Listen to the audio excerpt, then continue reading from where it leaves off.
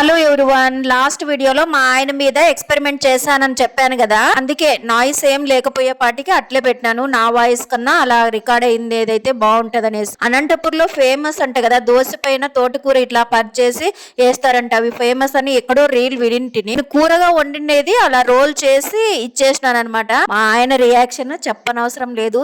Last వీడియోలో detail గా లేకున్నా కూడా ఈ వీడియోలో మీకు పూర్తి ఇన్ఫర్మేషన్ ఉంటది. దోశ ఎవరైనా ట్రై చేయాలనుకుంటే మిల్లెట్స్ తోటి. నా వీడియో నచ్చినట్లయితే లైక్ చేయండి, సబ్స్క్రైబ్ చేసుకోవడం అస్సలు మర్చిపోకండి.